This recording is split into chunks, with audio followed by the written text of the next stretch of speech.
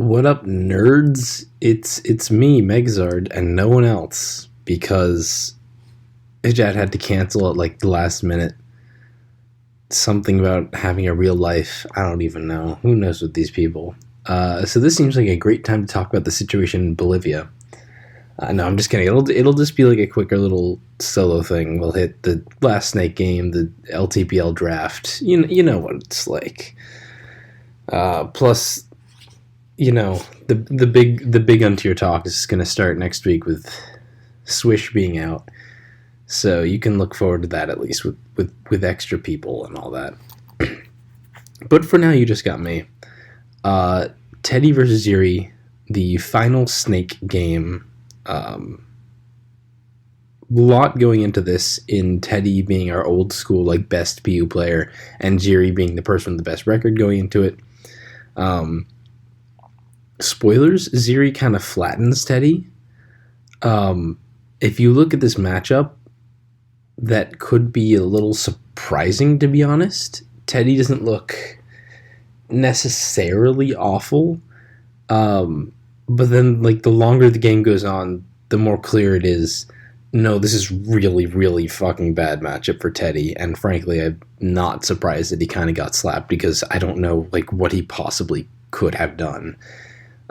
Maybe Hijad helped him with the team so he could read more into like what it was supposed to be going for, but to my mind, Teddy's kind of going for like this anti-meta, anti-fat thing with the Crabominable, the Servine.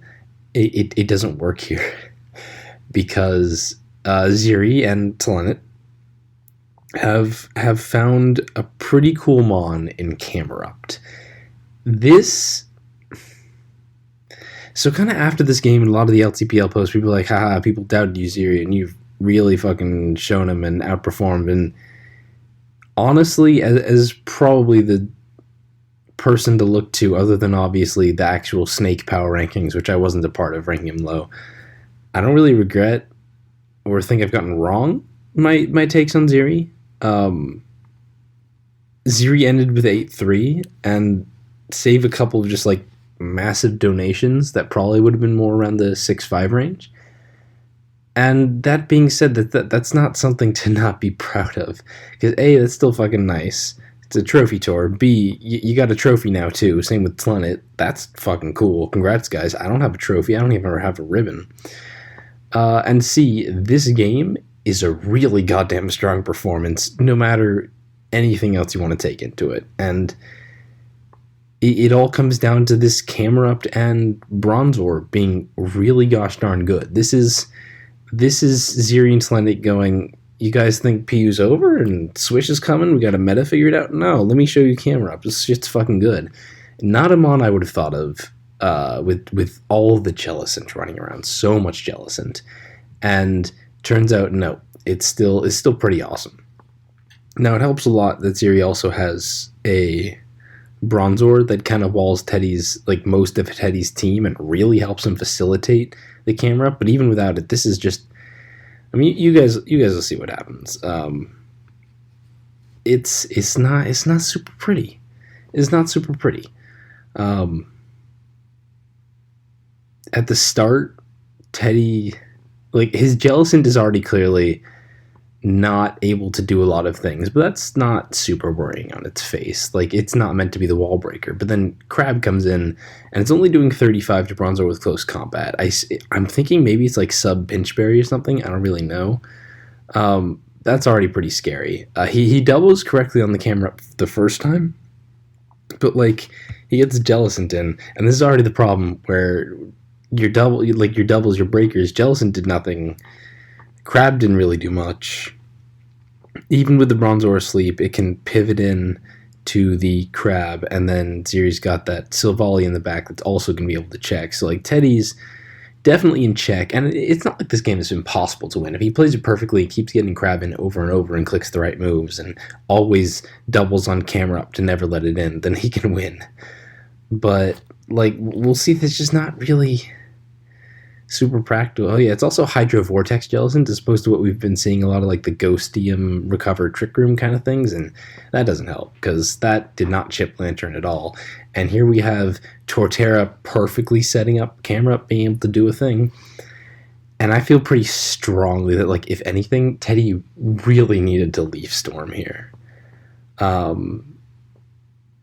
Losing Servine really sucks. In fact, maybe that's not even the right play, because if he flamethrowers and Xiri does flamethrower and kills the Servine, maybe you just can't beat Torterra. It's not Rock's Torterra, so it's like if it's Rock Polish Torterra, yeah, maybe that's wrong, but like it's hard for me to even point out where Teddy could have done something different, because this camera up is just a real fucking menace. Still, at least at this point, you're still pretty safe going Jellicent. Flamethrower only doing 28 is, it's specs damage, like 30% to a Jellicent. That's not bad, but it's not enough. And hey, look, Xiri gets to hit Volt Switch. That's a free camera up. Teddy also rocks, like, not even... Leech Seed actually would have been a very important thing to have here, but he also needs rocks to have a late game chance. You need to start chipping the Cryo and the Lantern, so I get it. And then this is kind of the big thing. Teddy goes Jellicent. He doesn't get the Cursed Body. Camera up outspeeds and just 2 KOs with Eruption. That is in his favor, assuming Cursed Body doesn't happen. Standard Jellicent does not creep for camera up, let alone the Trick Room Jellicent we've been seeing a lot of. Yeah, this was a good eye from them. This is like an eye-opening performance. I'm genuinely interested in using and seeing more camera up after this. Sometimes people bring gimmicks and it's like, like that Noctowl didn't really work out from Xiri last week versus Katat, but this is impressive. This is a showstopper, and like when I say, well, Xiri with all this didn't ever come out looking like the stronger player. Sometimes that's just because you can't. Because, like, he never made a misplay here, but there's only so much of a good player you can look like when you just kind of fucking with camera up. And the game does not get better. Teddy misses Leaf Storm, doesn't really matter. The Lantern doesn't need to be alive. Like, the Jellicent's dead. He'll let Xiri, hey, get another Volt Switch back into camera up, get more kills. And, like, what is Teddy supposed to do? I don't know. Maybe Jad knows. Maybe like... if I'd gotten someone else, there could be a better read on the game. Like, he misses another Leaf Storm. Again, it doesn't do anything. Like, even if he's hitting these Leaf Storms, he's not winning. So, whatever. Like, there's not much for him to do. And his late game win con as a Scarf Primate when Xiri's got a full health Silvally in the back, almost certainly not working unless that's like Surprise Silvally Dark. And spoilers, it's not Surprise Silvally Dark. That doesn't happen. It's Silvally Fairy, and this game is over. I don't know why he Flame Charges again. Sword Stance definitely would have been the play, but either way, it's kind of irrelevant. Xiri... Oh, he doesn't even clean up here. He goes hard camera up. I guess that was being like extra safe if Flame Charge didn't kill. Oh yeah, because it was unboosted. It was just +2 speed. Anyway, ignore me. Well, except for the part where I'm talking. Don't ignore that. Xiri just kind of cleanly has a free win path because he's just way fucking better at matchup. And this is really gosh darn impressive. And I think what I said, the start... what we said in the rankings was like Xiri is probably going to be more of like a gatekeeper kind of situation, but the Xiri Tlenet prep, that could be really gosh darn good. This was kind of the extension of that. This was the really good prep, and I think Xiri had a major turnaround. He lost the first 2 weeks, and then after that went on a big winning spree, only picked up one more loss to Katat in semis. And I think a big thing is I even went back and looked at the older Snake games, and like the first 2 weeks, Xiri and Tlenet made... there was a Bronzor Sableye team, this kind of like fat thing with a Simisage. It was like Bronzor Sableye Lantern Pom-Pom, and it's like going all fat as a response to like all the victory bells. And then week 2, which was Xiri losing to Teddy, pre-playoffs obviously, this, the rematch, was Xiri brought like a really fat team with a Turtonator as like a response to the eel meta, really like chasing meta trends. This is not chasing a meta trend. This is coming out and going, hey, look, I found this new thing, it's camera up, I think it's pretty cool. And like, good shit to him. I'm, again, genuinely interested, genuinely invested. I don't think the team is perfect, mostly because like anything that relies on Bronzor is immediately just if they have the anti bronze vortex, the pursuits, the whatever, you're in a big problem. Or like if Teddy had banned Crab or something, like this wasn't guaranteed to work. It's not a perfect team, but it's a really fucking good proof of concept. A really good call out for Teddy specifically. No complaints there. And I don't hate Teddy's team either. It's weirdly Pom Pom week. Like Teddy actually just kind of gets fucked by Pom Pom, but I don't know. Actually, I don't have a great explanation. I guess he's just hoping to outplay it pretty hard, which you can do. Pom Pom's kind of one of those mons. But yeah, just really strong shit to Xiri. Now he and Tlenet have trophies. That's pretty cool. PU players with trophies. But like it's a very different kind of top PU player. This is kind of the new generation having much stronger prep and not necessarily the flashiest play, where I think previously we're kind of used to people like Teddy and Dundies as our top players. Like these guys are really good at the building and the playing and like clearly a cut above everyone else. When I critique people on Untier Talk, it's like everyone has faults. No one is perfect. Not even Teddy, but like people take that and they go, well, you're just like being super overly critical of everyone. But no one is perfect. You don't need to be perfect to be the top. You just need to be really good. And I'm not even saying like I could do better or that most people could do better. But when I point out sometimes like Xiri's plays kind of sucked or Teddy like just got massively out-prepped here, that just is what it is. And I hope, seeing all the comments afterwards about how like people were doubting Xiri and not really looking for him to have a performance like this. I hope that like fixation on past predictions, it does not become a problem for people, because frankly, I still like to be able to speak my mind in fair critique, and it certainly doesn't help that most of the time when I get responses to critique, it's not, here's why I think your critique is wrong. It's, oh, well, you hate these people. Like, no, I don't think I could do better, and I don't think anyone is perfect. There's no BKC or ABR or PU or whatever. There's no, like, ridiculously fucking strong player. We're just not there yet. But for what we have and the level that we're at, this was a really fucking good performance by Xiri and Tlenet. And I think they're looking pretty gosh darn good going into LTPL. Segue into the next topic. That was getting really rambly, so good thing I moved on. LTPL week 1 is up. It's the draft happened as well, so we haven't gone over that. I'll just be looking at the PU stuff, obviously. It's not Snake. It's not a trophy tour. It's just a thing that exists for all the tiers that won't be in SPL. Still a cool tour, and I hope people aren't too like overly focused on the next generation and just burnt out on PU team tours to not pay attention to this. I think people really should be paying attention to LTPL. It's going to be a lot of fun, and almost none of the same starters are around. Like if I look down, Kush started a little bit, Rex has started once, Star started like once or twice, and then the Xiri and Tasker, obviously. But for the most part, everyone here is new, and there's a lot more to look forward to, and also more PU games, so that's fun. Okay, Kingtown Kinglaxes. I really should have pulled up the entire LTPL draft and not just these individual weeks. But regardless, we have the Kingtown Kinglaxes. This is Hajad and Teddy's team, which means that they can support anyone in the PU slot and make them good. In theory, Hajad and Evagero with False didn't work as well, but Hajad, Teddy, I should also say Dibs is almost certainly helping them. It's still hard to deny that like they can probably push a lot of people to the limits. Then when you add on Tlenet also being on that team, bro, that's spooky. That's a powerful ass core. Serene Grace, definitely a solid like person to round out the starter. Definitely like has had some strong success in PU and just a generally not bad player. I wanted to find the rest of their lineup. Where do you have unofficial team tournaments? It's in the circuit tournaments thread, isn't it? Yep, unofficial team tournaments. Lower tier Premier League.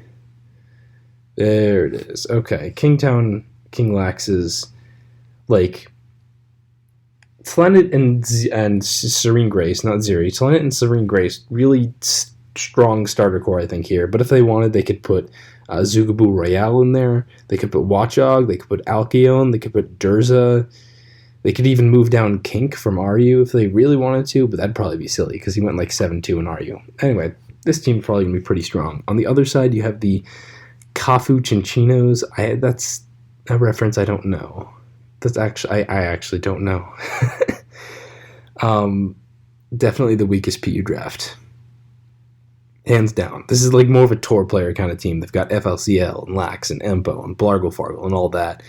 PTF being the one PU main they decided to pick up. Kushlos does not build for PU. So I don't know if they're planning for PTF to build multiple teams per week, or maybe they have someone else like feeding both of them stuff. But PTF, I don't even know if he's played in a PUPL. I think he might have played in just one of them. He was quit for quite a while. His activity's been on and off, and he's just completely unproven. The one decent thing he's had is he had a solid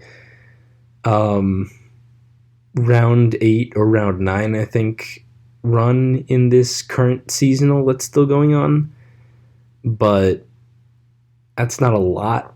And it's very different prepping for like the best of 3 seasonals than these best of 1 team tours. So I don't know how that's going to go. If Kushlos gets good teams, then like he'll win because he's Kushlos. And he's just a better player than Serene Grace. That's not a shot on anyone, but I think PTF is also a good debut for Tlenet. PTF is solid, but he's never like proven himself to be an amazing player or anything. He's never really had that opportunity. So if Tlenet can kind of come in and overcome that and show people he's not just like the Xiri support, but he can do a good like starting playing job as well, I think that could start off a lot of momentum for him. So that'll be fun. Okay, probably won't be as long on the other ones. Dewford Town Ducklets, this is a pretty strong PU core. Star, LST, like what else do you fucking need? That's some good stuff right there. You got the open winner, you got Lord Sample Team himself. Yeah. This team also has Eva Garrow, so I don't think she'll be really focusing on PU in any way, but she can definitely help out there. The only other like possible name that might do something with PU is Zesty. If they needed a sub, would probably be him. I've made him play PU once or twice, but he's like an Uber's HE player.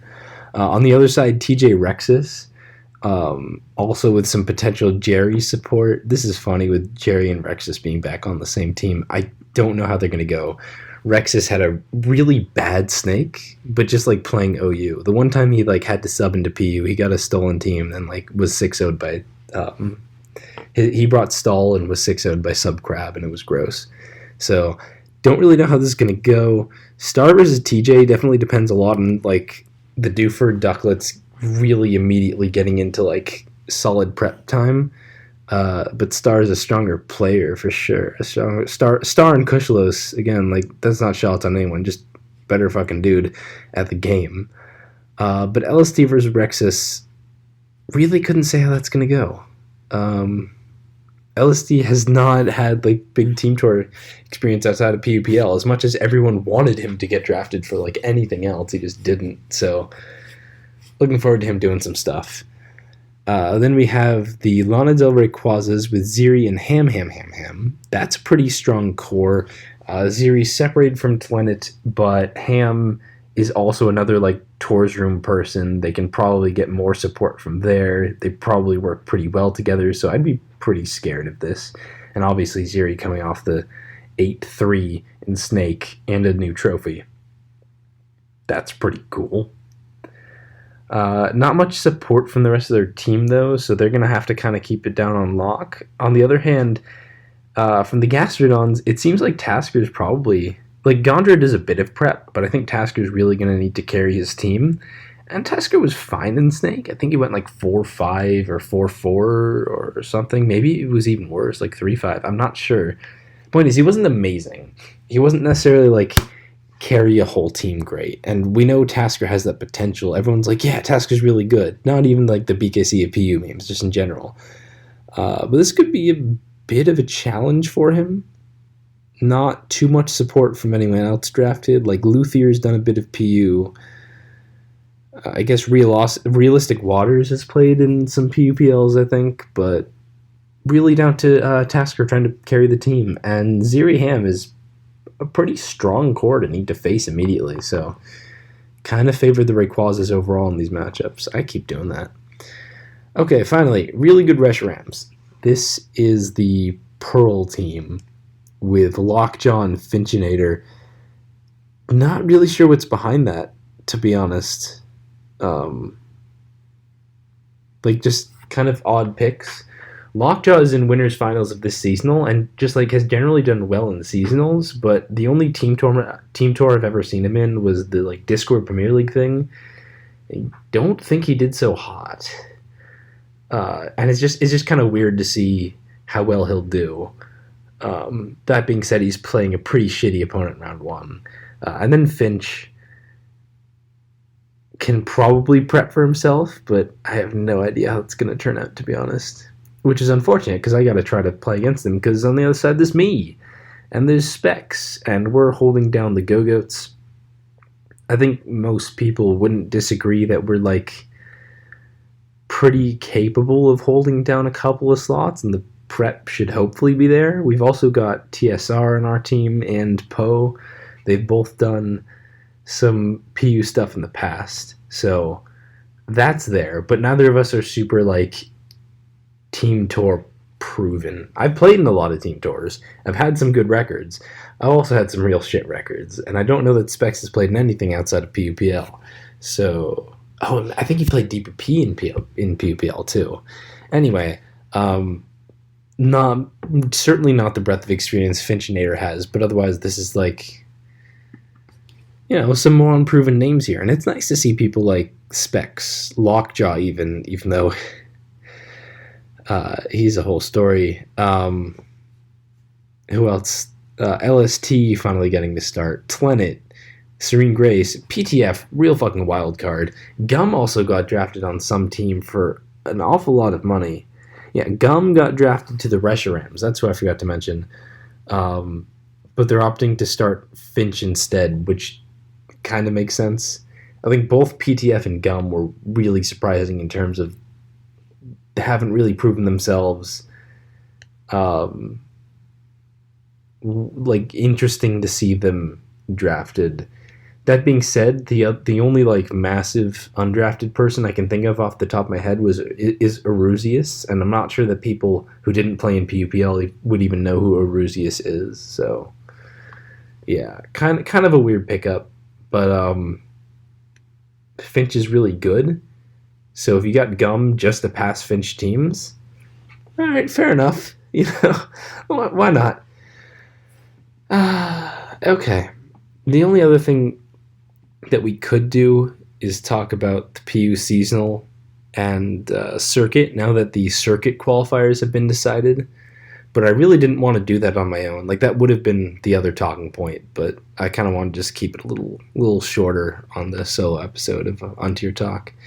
But I made it. I'm happy with that. Off like one decent tour after just not taking anything seriously and getting rightfully bodied everywhere else. I had like an 8-round losers run, and now top 4 of the seasonal is Hajad and Lockjaw winners, and me and Skip Cannon losers. We're gonna get that Untier Talk finals, baby. It's gonna happen. We just have to win 3 sets versus better opponents. Well, Hajad's probably better than Lockjaw. I'm fucking dick. Anyway, we obviously can't really do Gimmick Corner. There's one thing I could briefly suggest. I don't think people are using enough resist berries on Torterra, to be completely honest. I know it's kind of cliche to say, innovation, you mean just slap on a resist berry? But Tort's actually really good with them. Like, it's genuinely useful. You don't even, like, you can run Koba Berry to take a Hurricane or a Brave Bird. You don't even need to run Stone Edge. Woodhammer still just does a billion back to Dodrio or even Pom Pom. Like, Yachi Berry can actually live some hits if you don't want to run like Max Spadef to live the hits anyway.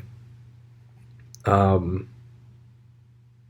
haven't messed around with Tanga Berry yet. That's bug resist, but I really want to just kind of chew a U-turn at one point. That seems really funny because people just want to go Scarf Primate and hit U-turn if they're not running Ice Punch, obviously. I don't know about Akka. That doesn't seem that great, but like maybe if your team, like the only way it handles Simisear is that everything 1v1s it. I bet Specs Overheat still KOs an Akka Berry Torterra though. What else is Torterra weak to? I don't know. It doesn't matter. I'm just making this up as I go along. Thanks for listening to a bit of a shorter, 25 minutes. That's kind of what I want episodes to be normally when there are two people. But I went through a whole draft, so that's okay. I hope this was mostly okay. I know I rambled a bit on the whole Xiri situation and like just the nature of predictions and talking about how well people did, but I regret nothing, so fuck you. I'm sorry. That was very uncalled for. I love you guys. You're all wonderful people. Next week, swish.